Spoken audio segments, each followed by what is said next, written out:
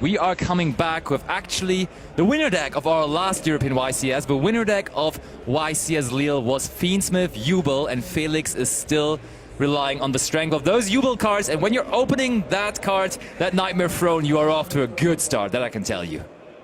Christoph does not look too happy to see that Nightmare Throne, probably thinking, hey, if I'm going second, maybe it's going to be a not-so-combo-heavy deck, and then Spirit of Yubel gets destroyed from the deck. Ooh, and that's honestly a crazy start, because usually when they do that, when Yubel players do that, that means they're trying to set up a Phantom of Yubel possibly before the normal summon even. Yeah, that's indeed what's happening, using both of the Yubels that we just have access through the throne, and Phantom of Yubel, a monster negate already on the field before even summoning any other monster. And there is the best normal summon he could ask for there. There's the Dark Beckoning Beast. Phantom of the Yubel protecting every combo that Felix will make. For sure. I mean, look at those quarter-century rares, right? Dark Beckoning Beast, quarter-century rare, into the opening of the Spirit Gates, also quarter-century rare. Felix is playing an older deck, but he's definitely playing the newer cards here. However, the Phantom of Yubel is ultimate rare, so there's definitely a preference. So we're going to see where this combo leads us. I mean, we have seen this in the past. Yubel has shifted out of the meta at least a little bit. Yeah. It was extremely dominant in Lille, however. This deck is still really, really strong. It didn't lose anything, but it is just a little bit worse into Fuvalos. Yeah, for sure. That's the main factor right now, that the deck is kind of struggling to set up a very, very impressive field through a resolving Wilcharmi Fuvalos. But, I mean, if it does go first, and if that is not occurring, then you're still pretty good. And there is the Fiendsmith track now as well, hard drawn, which is going to search out the Lurry here, I believe. Well, that would for sure be something very, very special, new. Lurry is being added to the hand, discarded immediately, special summons itself back to the field. And can we maybe see a Requiem here? Is that a possibility? Yes. I mean, why not? Why would it not be a possibility? There it is, Fiendsmith Requiem. Probably Lacrima. Yeah, maybe. That's also very, very good possibility. I think that we're just going to see a full-on... It also looks... I mean, there is a trap card in the hand of Christoph. Oh, and he's saying, hold up, wait a second. I can see that there is a trap card in his hand, so this might be an infinite impermanence. At which point are you going to want to use it? Are you going to use it on the Lacrima? But the Engraver is already in the graveyard, so I think that point has passed. What are we going to throw it on? I feel like maybe on Sequence isn't that bad. That could be the one we're waiting for.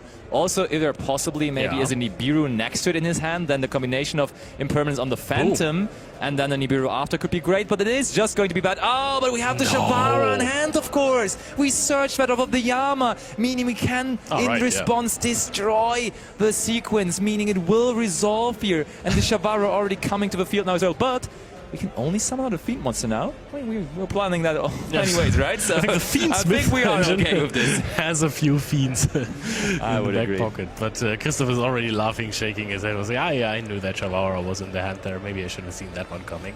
And now Felix is just chilling, resolving his fusion there. For Ariel, probably.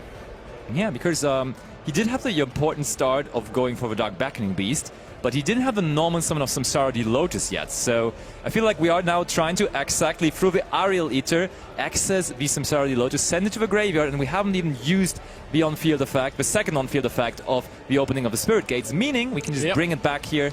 And ooh, look at that. Easy discard. Fuvalos, such a crazy card at the moment. If you draw it first, it will not do a whole lot, but you can just use it for effects like that. This is something that decks really enjoy doing, having random discards in their combo, and then you're like, hey, I can play this card in my main deck because if I draw it going first, it's not going to be a problem. I don't have valuable discards anyways most of the time, so I'd rather just play cards that are only good going second, and then I'm able to get at least some value off of them going first. Alright, we are now just searching the Nightmare Pain. No need to play around Roll and Lockbird or anything anymore. Yeah, I think that card is probably would have been activated ages ago here. You know how funny it would have been if Christoph just went, oh wait, I forgot this. I mean, then still, we just have to Phantom up on the field, so we probably just negate it. We may not even need to negate it, honestly. At this point you let it resolve, right? Possibly, yeah. Alright, so Felix, this has all looked very smooth, but where are we going with this now? We're linking these two off. Keep in mind, this has to be a Fiend monster we link into. Fiend. A Fiend. It is a Fiend. Another Yama. It is a second copy of Yama. That's good to see. Usually, what we saw is when people are running the double Yama package, but also means that they're more so going for the Chamber of the Unchained, but we're still seeing Escape of the Unchained here in this main deck. I really like the Chamber. Yeah, same. It feels like you can just play on so much more. You are not reliant on having your Unchained Link monsters left on the field. You can just play your combo further on with them, use them as extenders, and then in the next turn. No, I totally agree. For Sure. sure. Ooh, look at that combination. The OG Yubel and also the Terra Incarnate next to each other in its newest rarity. This is looking beautiful. And from the previous round that we had the Exodia, now we have the original Yubel. Oh, yes. It's looking bright out here in Bologna with all those cool decks.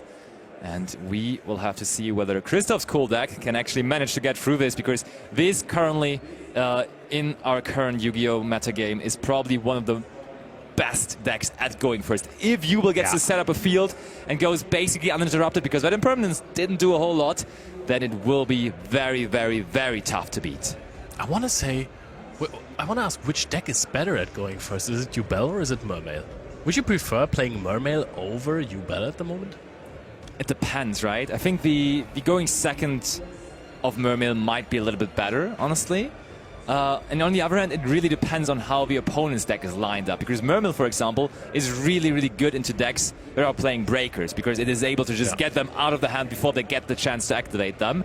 On the other hand, I think Yubel possibly is better into the hand trap variants. So it's kind of tough to say. They're both really good. I think we definitely are going to have both of them with decent success this weekend. But we got to see. I want to say, if anything, the Mermail variant is a bit more resilient to hand traps, because actually you need 2 hand traps to just stop the effect of Neptabis. Other than that, you can still play on and establish a pretty impressive field. Fair. There's Caesar now. However, we have seen 1 Impermanence from Christoph, and it didn't do a whole lot here. Yeah. But I mean, it was at the point where it really shouldn't have been used, I want to say, because he knew that the Shavara was coming to dodge the Impermanence. I think I would have probably just possibly Kept tried it, to use the Impermanence on the Dark Beckoning Beast right at the beginning, right? That's a solid call to just try to do it there. If that works, usually their turn is going to be very small. I mean, they already had the Phantom on the field, meaning they at least can go into Yama, but it is not necessarily the best play there. Still done a lot. I think that maybe also there is a chance that you want to keep it. To maybe if you have a decent hand with the engine, you can try to play through the field. Yeah, there is a world that is also a possibility for sure. But now, Christoph's turn. And is he going to show Felix what he's on? Felix so far only knows 56 cards, but there is Tour Guide of the Underworld normal summon, and he's probably raising his eyebrows right now as we speak. And is that going to resolve? Nope. We can just use the Caesar on it, and Caesar has the beauty of not only negating the effect, but also destroying the effect. Activating that leaves Christoph pick. And I'm not knowing the deck of my opponent, I would side as. Also, if there is a chance that's Unchained, I think Cosmic Cyclone makes a lot of sense. It ain't bad, but now Christoph's turn it is, and he gets to start this off. Let's see what he got here. Out of his 56 cards, which ones found their way into the opening hand? And, the Armin, let's go! And immediately the Kagabucha Knight, that's a classic one as well from back in the day. Of course, just on a normal summon, you get to special summon him from the hand. So that means immediately 2 level 3 monsters on the field. But there is a Fuvalos activated right after. I mean, I was just saying, we're trying to set up so many Exceed monsters. That's like the plan of the deck. Yeah, that is going to be costly now, because every Exceed monster, and that's the first one, the Big Kabonga. That's going to be a Big Kabonga draw for Felix on the other hand, with the Fuvalos resolving now. Christoph also has an emergency teleport in hand, I think, and that could have been chained to the Fuvalos to get a free body. So I think that he either forgot it or decides that he's not going to extend too far. He has Drone Lockbird and I think another hand trap in his hand. Actually, I'm not too sure about the Drone Lockbird, but I'm very sure about the other hand trap. Okay, so Drone Lockbird could actually be used against the Fuvalos as well, right? Possibly. Yeah. Oh, but there's the Effect Veiler as well from Felix, shutting down the Big Kabonga. Oh no, we're setting a card and we're passing it back over to Felix. And now we saw how much it could do his Yubel deck in the first game. How good is it going to be going second now against the Big Kabonga? Because, to be fair, this Big Kabonga is now not negated anymore and is again an interruption now on the opponent's turn. But also, it's a bit of a liability, because now you can run into it with Nightmare Pain on your field. That's true. And we're searching out the Dark Beckoning Beast here off of this opening of the Spirit Gates. But it is with Roland Lockbird though. Leo, you saw it correctly, so that's a good start here for Christoph. And I mean, the Big Kabonga kind of is only an interruption if you have another Goblin Biker card in your hand there, right? So that's not necessarily the case. I'm pretty sure that it isn't the case, because I think it is a level 3, but a card that you can use on your opponent's turn, but not on this card. Dark Beckoning Beast is normal, so I think we can see a Ghost Warner there. Oh, the Squirmia is being special summoned as well. This looks good for Felix now. It looked like a normal summon to All me, the time. actually, yeah.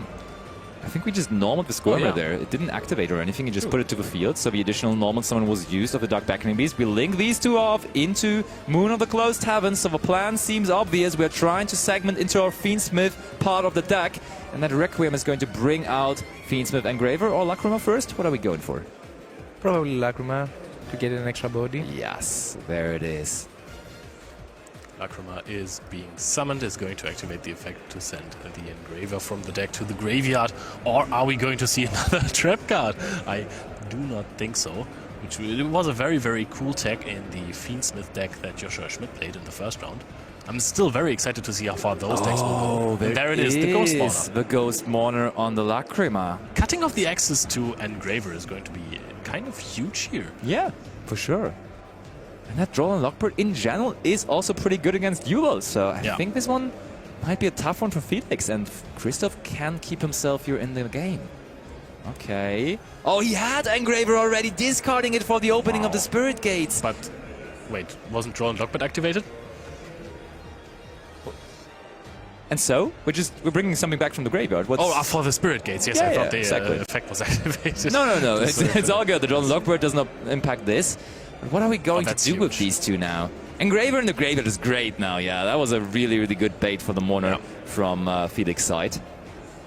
And now it's Felix's turn to do whatever he wants. So I think he got the interruptions out. Of course, Roland Lockbird is still a little bit of a problem for you. I think it's going to be pretty tough to access the Yubel part of your deck without having the ability to search. But do you need to? That's the question, right? Also, Yama doesn't seem that valuable now anymore, not being able to search, but your opponent has maybe nothing. just the sequence, yeah. Yeah, you're right. He absolutely doesn't. Sequence effect. And you can go for an Aerial Eater. You have used the opening of the Spirit Gates already to reborn something, so that is out of the picture. You're right about that. Otherwise, you could have sent the Samsara de Lotus. And the damage from Ghost Mourner. That is indeed the case. Also, what I'm wondering, did we even activate the effect of Arziamin?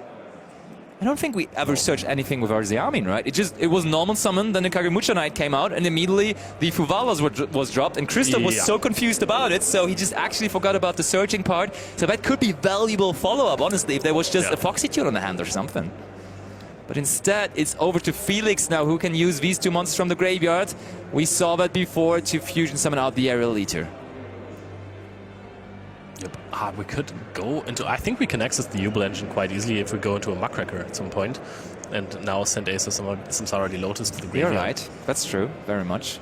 And you have more than enough material for that. I mean, you could just summon back the Engraver from the graveyard. If there is still something that you can send back. If we haven't used it all for sequence. Okay, Felix. Considering this. He started out with a 3-0 record. I saw him being at table 1 in the last round, and then he took that draw, but it seems like he's back on track with maybe looking pretty here in round number 5. And I think Christoph at this point is just happy to be there. So he looks a little bit like he has accepted his fate. I mean, at the end of the day, you have to have fun. Yeah, exactly. Truly. Truly, that's what we're all here for.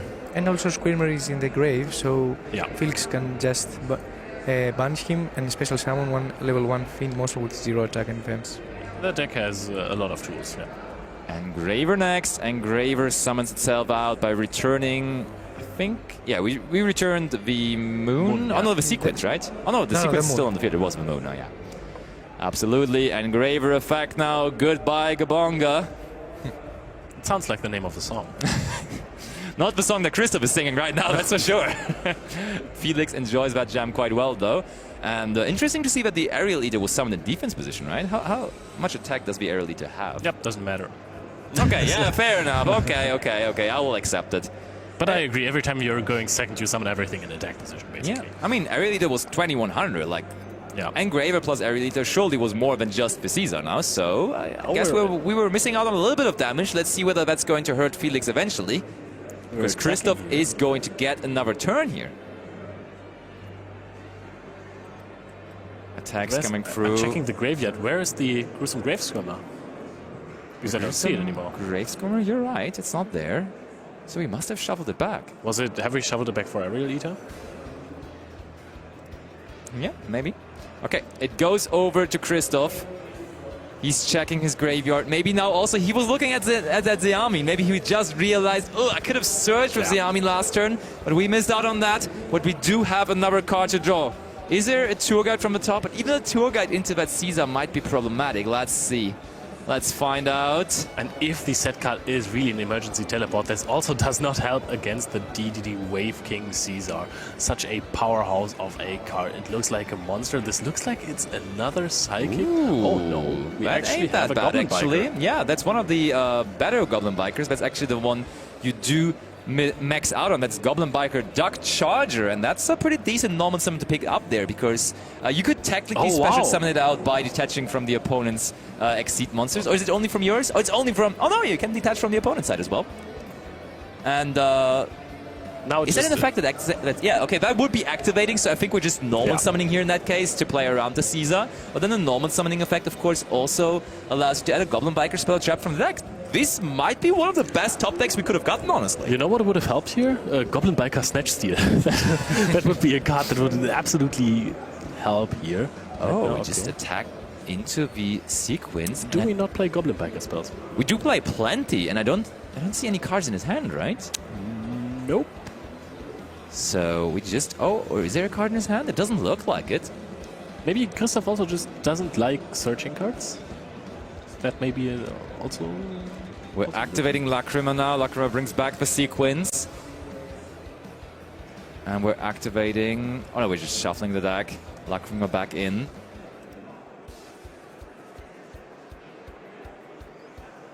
I'm really confused on why we didn't get anything with the Duck Charger, but it's just Duck Charger, 1600 attack points, attacking all the sequence. Shortly after it came back, though.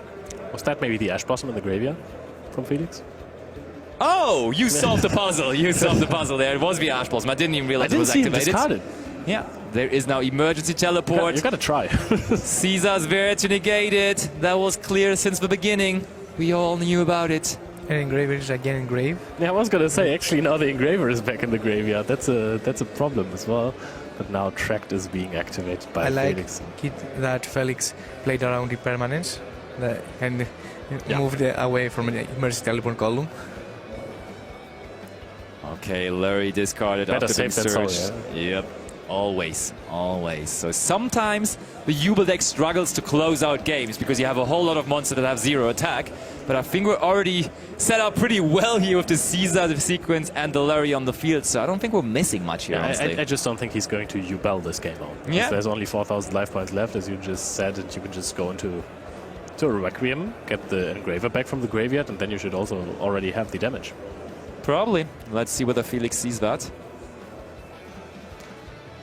I mean, it's pretty hard not to see game here, right? We could also just go for Yama, possibly. You can go for basically everything. Yeah, there is the Yama. That should probably help, because we're getting another monster with decent 2,000 attack points. There's Shavara added to the hand. I mean, even if we just set a spell trap here possibly and then activate the Shavara, we could be good to go. Or we just bring out the Engraver, sure, that also definitely helps. That is not the way to go. Engraver wanted to have the feeling of being in the extra deck for what? Because all of his friends are also in the extra deck, right? All the Fiendsmith cards joining him are usually from the extra deck. Using Engraver, goodbye Dark Charger. That's more than 4,000 attack points on the field. In the battle phase we are, and